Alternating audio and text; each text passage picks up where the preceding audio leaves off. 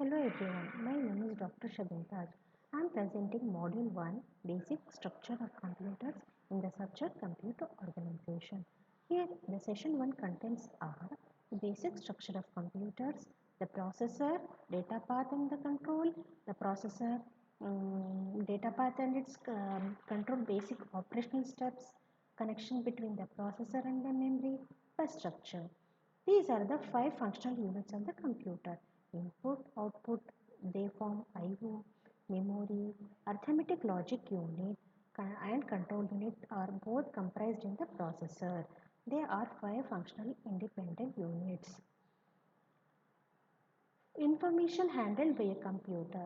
Whatever we have to do with the help of a computer, we must write a program. So that program is nothing but group of instructions. The program is written either in the high level language, assembly language, and it is ultimately it will be converted to machine instructions. The instruction governs the transfer of information within a computer as well as between the computer and its IO devices. It specifies the arithmetic and logic operations to be performed. So the instructions which is in the program will not work alone. It has to data has to pass to it. So the data is what? It is usually operands provided in the instructions. So the source program which is given to the input device, it will be encoded into zeros and ones binary language. Memory unit. There are two types of memory: volatile memory and non-volatile memory. Volatile memory is random access memory. Non-volatile memory is secondary storage memory. Memory is capable of storing the data as well as the programs. The primary memory is memory which stores the data as long as your power is there, and it is fast. It is made up of semiconductor storage cells. It is capable of storing the words, processed words, and upon the application of the address, it will store the data. And upon the application of address, it will fetch the data from the memory.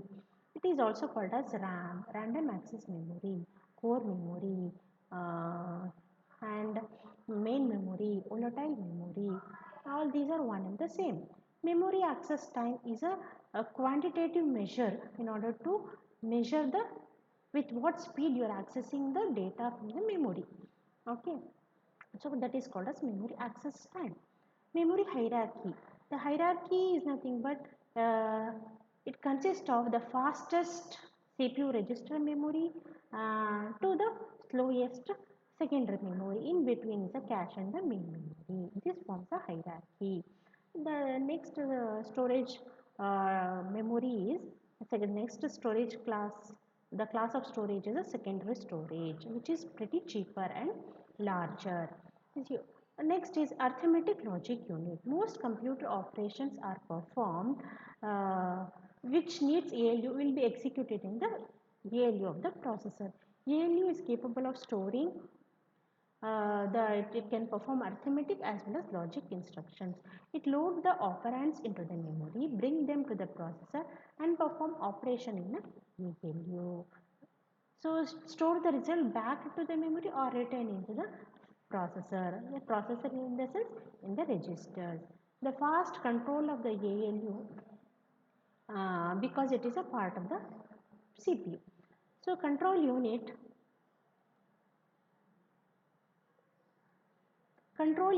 all computer operations are controlled by control unit. It's like a brain of the computer.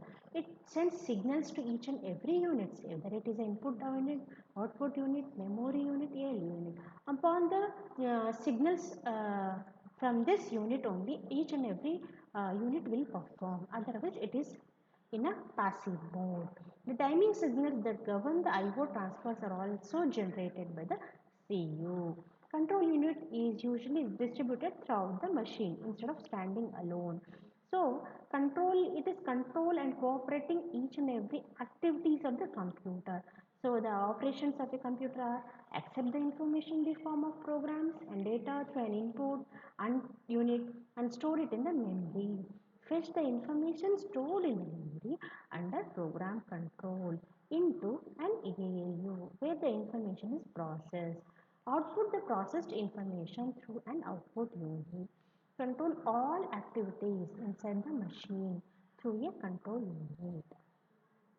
Here the data path, it's a interconnection between each and every devices. There are two functional units.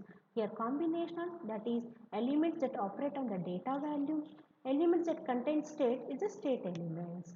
Here the PC program counter sends the address to the instruction memory, and then it will send the into the processor, and from the processor, if it needs a ALU, it will be forwarded and takes the help of the ALU unit and store the processed result into the data memory, or it can also be stored into the registers.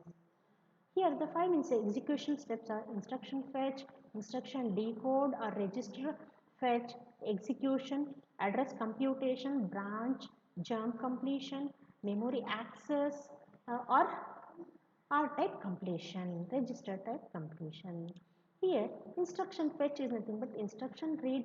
If whatever the instruction, whether the instruction is move, add, anything, so that instruction data will be, first instruction will be fetched and stored into the instruction register. In the meantime, PC will be loaded with the next instruction, that is PC is equal to PC plus 4. So with the help of the memory location A and B, after instruction decode, register fetch will takes place. So that is here square bracket indicates the contents. Contents of 25 to 21, it is some random locations it is given. From that it will be, the data will be stored into the register. From that register to the memory location A. And ALU out means it is ALU out, it stores the result of PC plus the sign extension. That means either one it can perform. And then after executing the instruction A of B, A operand B in plus, minus, or depends on the what instruction says, and that result will be either execution, address computation A plus sign, or it can be branch or a jump. A jump means unconditional. Here branch means is if A is equals to B, then PC is equals to A out. Wherever A out is there, it is it will be loaded. Memory access, here whatever is your instruction is there, that will be stored into the from the ALU process result will be stored into the CPU register, or it can be loaded into the memory, load or store. If it is memory read completion, it will load the contents from register MDR to the register. What are the basic operation concepts of the five functional units? How does it continue? Activity in a computer is governed by instructions. Yes, obviously, if we give good systematic instructions, it will perform the way which we have given. If you have give haphazard instructions, it will behave in the wrong manner. To perform a task, an appropriate program consisting of list of instructions is stored in the memory. Yes, program is nothing but group of instructions that is stored in the memory.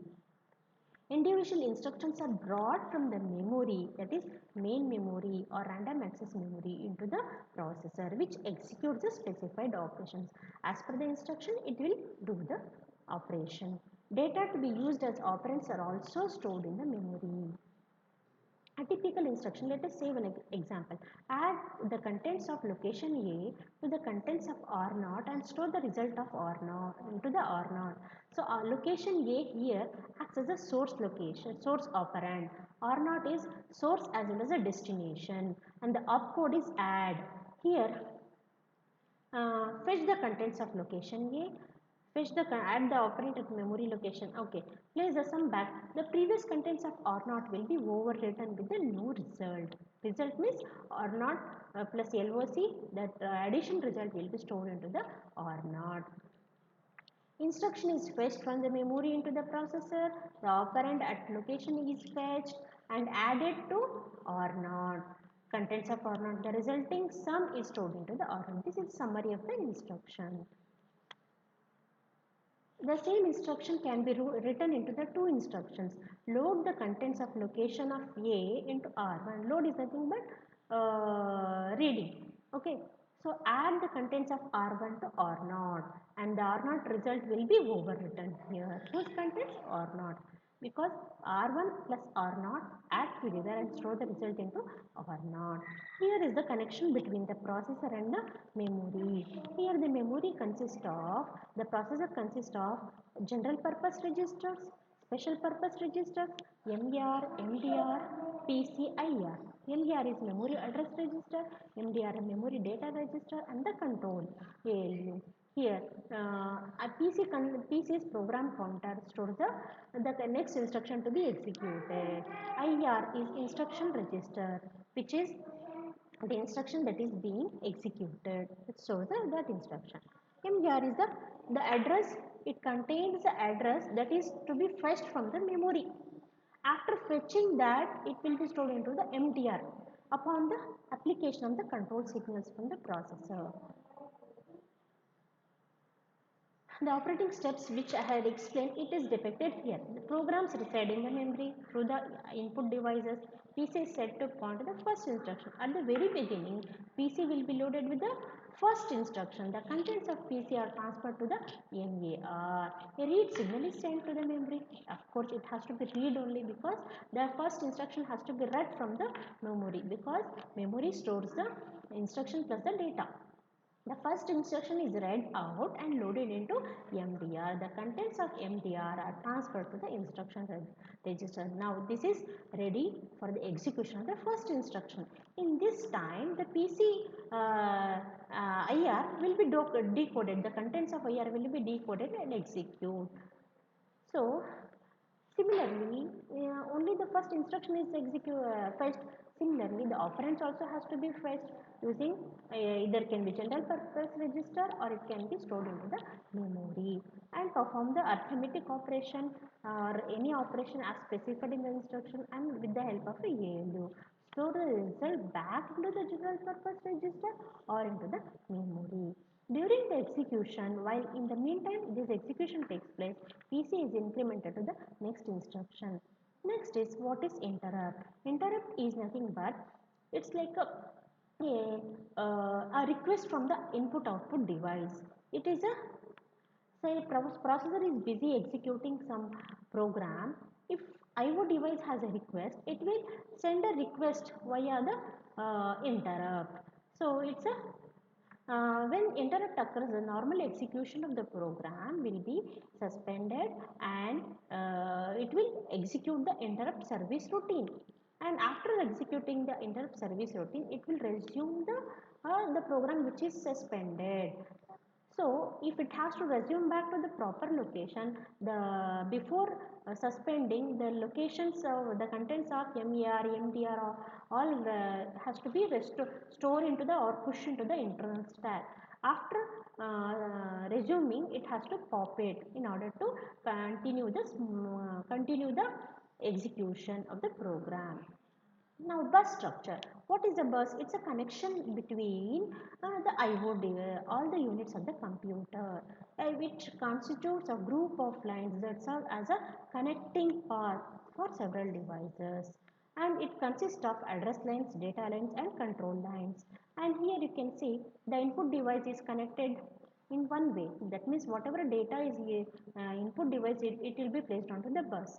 Output device the data will be processed data will be stored onto the output device. Memory is a two-way. Memory can be read data the data can be transferred from memory to bus to the memory. Processor control signals can be given placed from the processor to and fro because acknowledgement signal also will be getting back to the processor. Now here when the speed comes into picture, the fastest is the processor and the slowest is the IO devices. In order to bridge a gap between these two, you are in one solution is use a buffer registers in the input output devices. The references are here. This is end of the session 1. Thank you.